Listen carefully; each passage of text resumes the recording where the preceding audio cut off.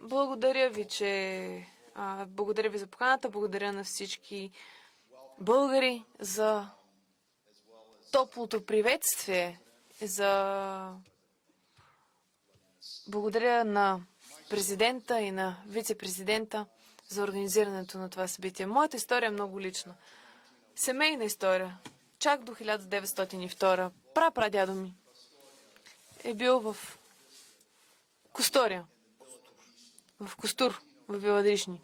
През 1902 Гоце Делчев посещава това село.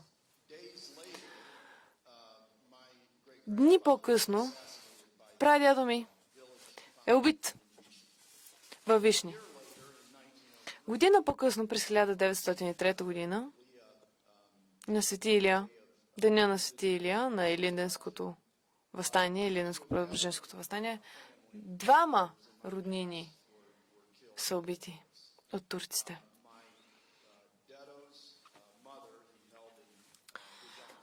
Майката на дядо ми е работил 13 годишно момче и неговия дядо също е бил убит. Бил с брат си в Истанбул, биейки се срещу турците с други въстаници и ограбвал банки. Ние, като семейство, сме борци.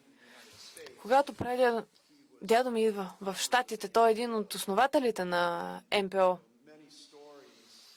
И има много истории, които чуваме и се разказват дори и от нас, на всички българи, около които сме.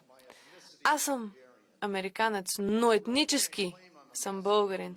Не мога да твърдя, че съм македонец, но докато растях, беше лесно да кажа, че съм македонец. Защо? Защото е географски регион.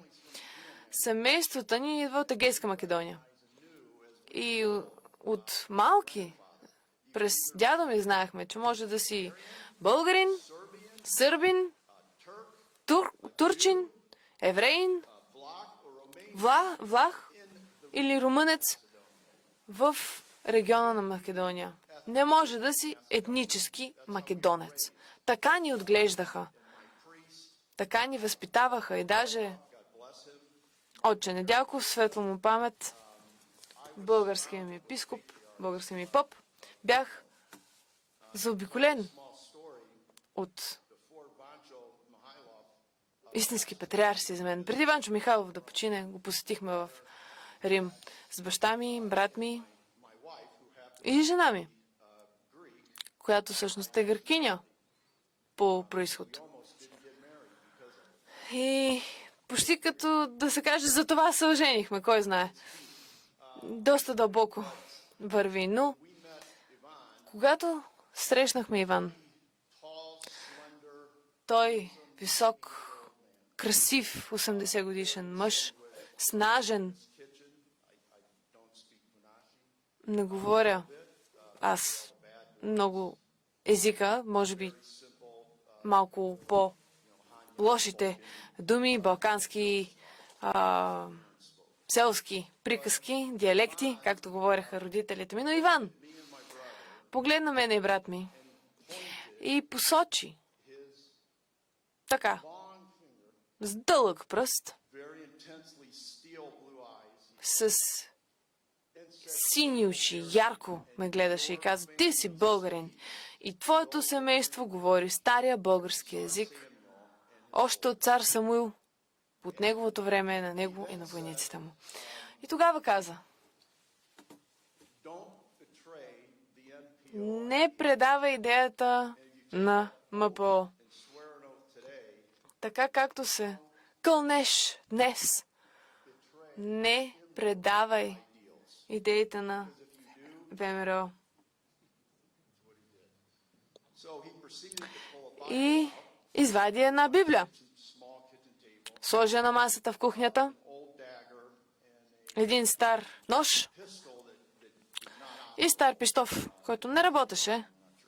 Все пак, всъщност беше в Рим, нямам представа дори откъде го имаше, но така де, не съм задавал въпроси и се заклехме в ВМРО. И не съм сигурен, но мога да кажа, че аз брат ми и баща ми, които сме още живи, сме, може би, последните истински патриарси, да кажа, ако смея дори, на ВМРО и на каузата. Аз съм тук днес като американец. И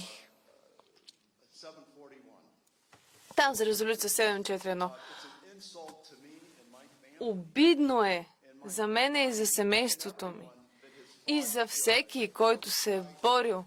Аз не съм с тази вратовръзка, с червено, за цялата кръв, пръсната от моето семейство и от всички останали за тази кауза и в Северна Македония, и тук, и в Пирин, в България и в Егейска Македония. Даже имам... Това ми е подарък, тази значка ми е подарък от Петър Роцев, моят кръстник. Беше му приятел, най-добрият приятел на Иван Михайлов. И той беше фантастичен борец, истински войник. Няма ги вече. Аз съм второ поколение американец. Но трябва да правим повече. Има първо поколение, има българи в Чикаго. И трябва да правим повече в политиката. Баща ми Георги много активно работеше в политиката във Вашингтон. Той беше по-възрастен, аз тепърва стигам там, така че има надежда и за мене. Но ви благодаря много отново. И с удоволствие ще остана да поговоря с когото и да било. Надявам се да бъда от полза. Съгласен съм с Ник. Освен ако не опреш пистолет в главата на някого, правителство няма да ти каже какво да правиш. Никой няма да ти каже кой си. Семейството ми, попа ми казаха кой съм. Ванчо, мога даже да се върна чак до четвъртото поколение. Димитри Лебамов. Всички те са българи. Но също така съм и македонец по география. Всички се объркват от това нещо. Така че, освен ако не възнамерявате да опрете пистолет в главата на някого, няма да промените неговата етническа принадлежност. Трябва да можем да намерим общи неща, но е неприемливо да има дискриминация спрямо българския народ и българите. И имам приятели дори там, които живеят в Северна Македония и Вардар. Не е приемливо. Всички от нарушенията на правата на човека, съгласен съм и с подхода, който вие имате, господин президент. Вярвам, че това е правилният подход и така трябва да се придържате към него. Защото в крайна сметка, щом искат да са в Европейския съюз, в нас са картите, така да се каже, но от тях зависи. Благодаря ви много.